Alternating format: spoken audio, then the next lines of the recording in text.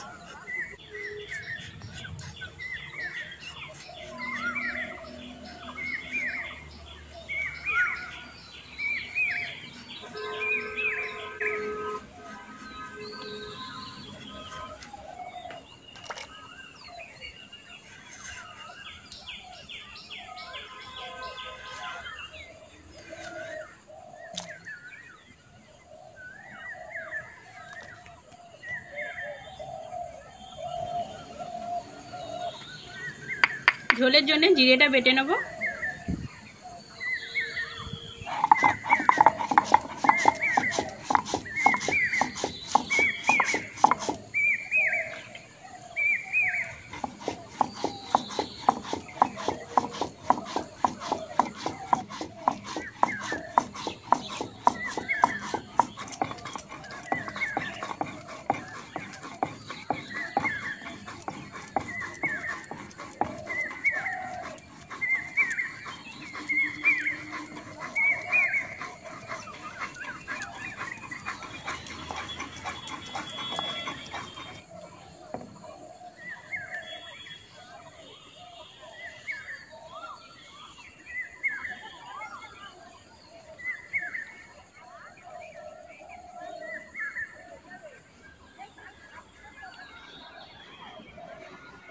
মাছ কেটে ধুয়ে নিয়ে চলে এসেছি।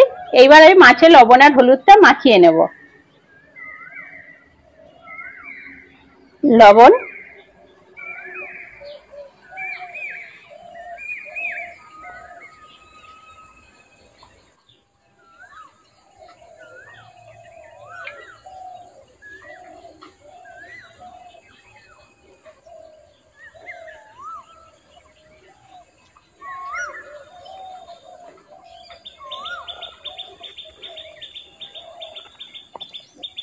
মাছ ভাজার জন্য কড়ার মধ্যে সরষের তেল দিয়ে দেবো।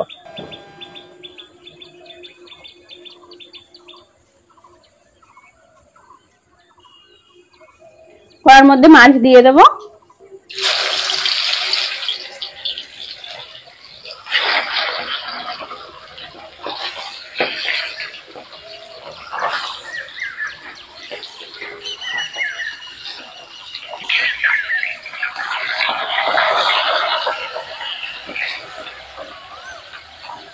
মাছগুলো লাল লাল করে ভেজে নিয়েছি, তুলে নেব।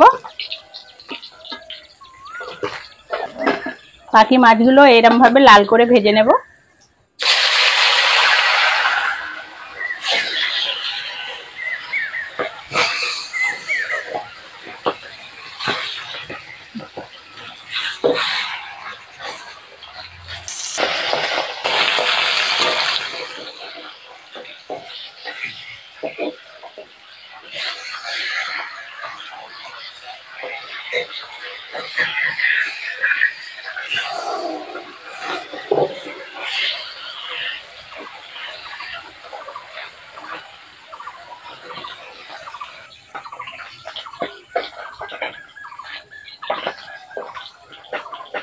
বাকি মাছগুলো ভেজে নিয়েছি, তুলে নেব।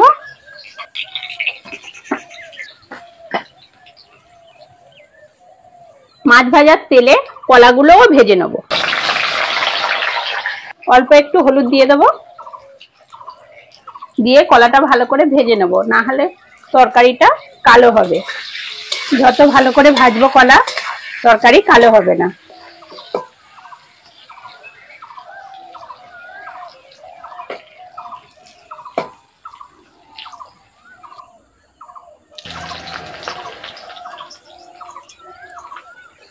কলাগুলো খুব সুন্দর করে ভেজে নিয়েছি, এবার কলাগুলো তুলে নেব।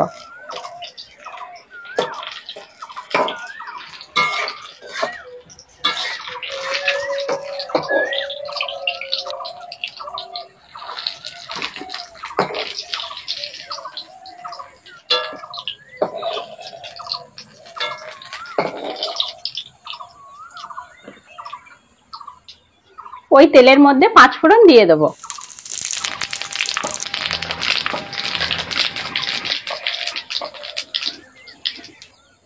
কেটে ধুয়ে রাখা আলু দিয়ে দেবো। আলুটা কলার মতন ভালো করে ভাজবো।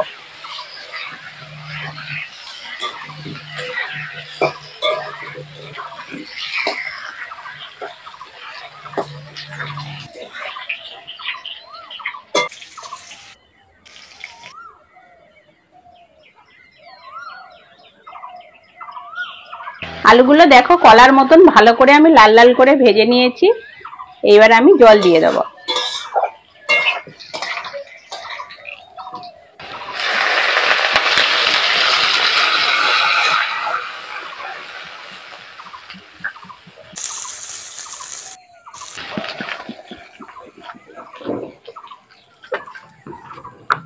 একটু জল বেশি দিলাম, কারণ ঝোল যত ফুটবে তত ঝোলের টেস্ট আসবে। জল দিয়েছি, এবার হলুদটা দিয়ে দেবো। কলার তরকারি আগে থেকে হলুদ দেবে না, তাহলে তরকারিটা কালো হবে। জল ঢেলে তারপরে হলুদ দেবে। হলুদ, কাঁচা লঙ্কা, লবণ,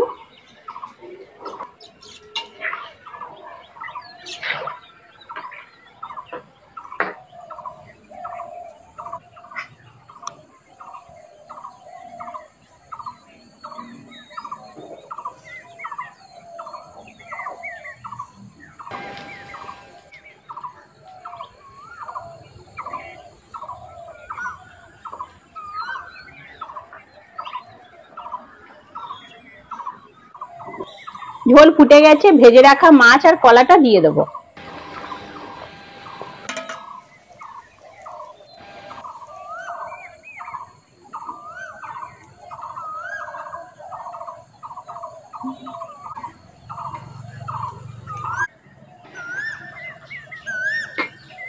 আলু সিদ্ধ হয়ে গেছে, এইবার আমি জিরে বাটাটা দিয়ে দেবো। জিরে বাটা,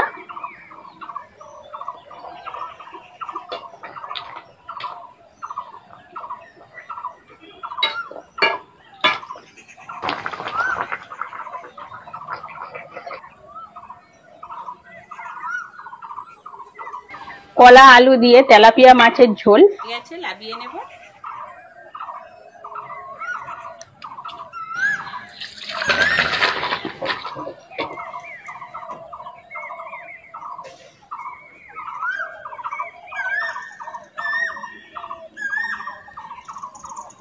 রেসিপিটা তোমাদের কেমন লাগলো কমেন্টে আমাকে জানাবে। আর আজকের আসি, পরের ভিডিওতে আবার দেখা হচ্ছে।